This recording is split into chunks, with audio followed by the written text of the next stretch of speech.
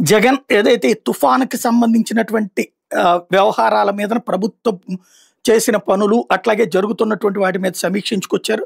Montha తుఫాన్ నేపథ్యంలో regional కోఆర్డినేటర్లు, జిల్లా పార్టీ అధ్యక్షులతో వీడియో కాన్ఫరెన్స్ మాట్లాడారు. తుఫాన్ తర్వాత ఆయా జిల్లాల్లో నెలకొన్న పరిస్థితిని జిల్లా అధ్యక్షులు జగన్‌కి వివరించారు. క్షేత్రస్థాయిలో పరిశీలించిన వివరాలు తెలియజేసుకొచ్చారు. బాధితులకు ప్రభుత్వం నుంచి తగిన సహాయం అందేలా ఒత్తిడి తీసుకురామనమని చెప్పేసి జగన్ వాళ్ళకి దిశానిర్దేశం చేసుకొచ్చారు. మొండా తుఫాన్ ప్రాంతాల్లో బాధితులకు అండగా నిలవమని చెప్పి పిలుపునిచ్చారు. నాయకులు, శ్రేణులు గడిచిన 3-4 రోజులుగా చురుగ్గా పనిచేశారని, ప్రభావిత ప్రాంతాల్లో ప్రజలను పునరావాస శిబిరాలకు తరలించడంలో, వాళ్ళకి ఆహారం అందించడంలో చొరవ చూపారని, శ్రీకాకుళం నుంచి తిరుపతి వరకు పలు జిల్లాల అధ్యక్షులు, నియోజకవర్గ సమన్వయకర్తలు, పార్టీ కార్యకర్తలు బాసటగా నిలిచారని చెప్పుకొచ్చారు.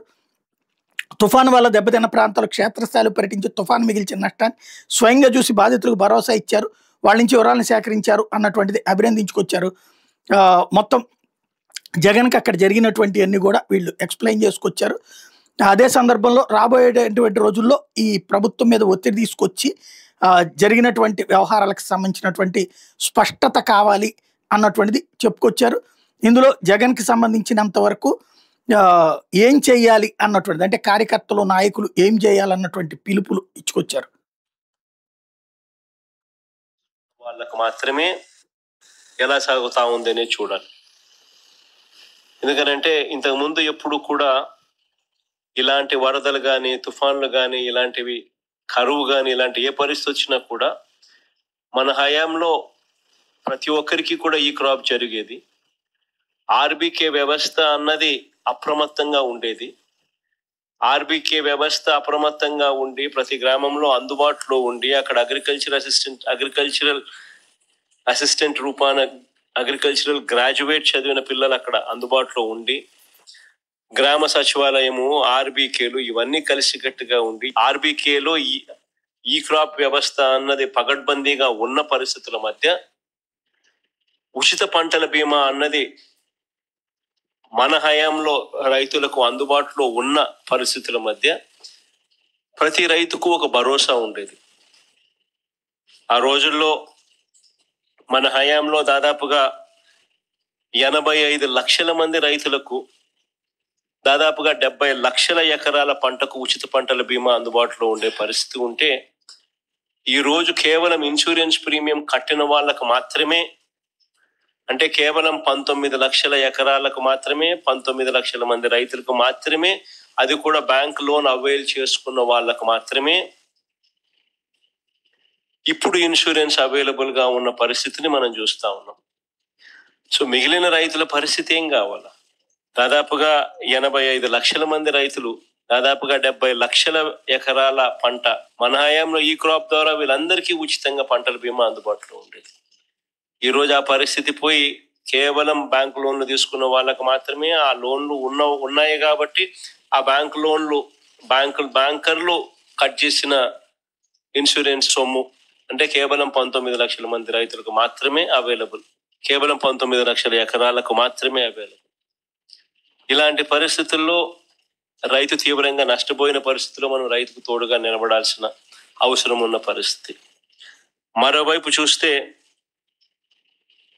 ఇన్పుట్ సబ్సిడీ అన్నది ఈ ప్రభుత్వ హయాంలో అసలు వాస్తవం ఏమిటి అని చెప్పి చూస్తే ఈ 16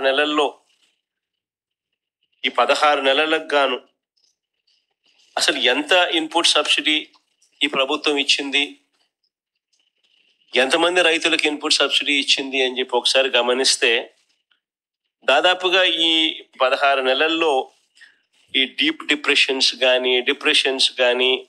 డిప్రెషన్స్ కానీ సైక్లోన్స్ కానీ ఇలాంటివి రాష్ట్రంలో పంటలు నష్టపోయిన పరిస్థితులు దాదాపుగా 2024 నుంచి చూస్తే, జూన్ నుంచి చూస్తే దాదాపు 16 సార్లు ఉత్పన్నమైనాయి. ఈ 16 సార్లకు సంబంధించి ఎంతమంది రైతులకు ఇన్పుట్ సబ్సిడీ అందింది, ఎంతమంది రైతులకు నష్టపోయిన పరిస్థితుల మధ్య వాళ్ళకు ప్రభుత్వం తోడుగా నిలబడింది అని చెప్పి చూస్తే ఈ ప్రభుత్వం తరపు నుంచి గుండు సున్నా కనిపిస్తుంది. అంటే ఏ ఒక్క రైతుకు కూడా ఇన్పుట్ సబ్సిడీ అన్నది అందించని పరిస్థితిలో ఈ రాష్ట్ర ప్రభుత్వం కనిపిస్తా ఉంది. దాదాపుగా వీళ్ళు ఈ క్రాప్ చేయకుండా రైతులను నిర్లక్ష్యం చేసినప్పటికీ కూడా వాళ్ళ దగ్గర ఉన్న వాళ్ళ లెక్కల ప్రకారమే చూసినా కూడా దాదాపుగా 5.5 లక్షల మంది రైతులకు ఇన్పుట్ సబ్సిడీ రూపేణ 600 కోట్లు ఇవ్వాలని, అది ఇవ్వకుండా ఎగరగొట్టిన పరిస్థితులు మనం చూస్తా ఉన్నాం. మిర్చికి క్వింటాలకు 11,781 రూపాయలు ఇస్తాము, కొనుగోలు చేస్తాము అని చెప్పినారు క్వింటాలకు. ఆశ్చర్యం కలిగించే విషయం ఏంటంటే ₹1 ఇవ్వాల. పొగాకు కొనుగోలు చేస్తామన్నారు, ఎక్కడ దిక్కు దానికి కూడా, పొగాకు కొనుగోలుకు కూడా ఎక్కడ కూడా చేసిన పుణ్యం కట్టుకోలేదు. మామిడికి ₹12 కొనుగోలు చేస్తామన్నారు కిలోకు, ఒక రైతుకు మంచి చేయలేదు. ఉల్లికి క్వింటాలకు 1200తో కొనుగోలు చేస్తామని చెప్పినారు, చేతులు ఎత్తేసారు. ఇది జగన్ చెప్పుకొచ్చినటువంటి లెక్కలు.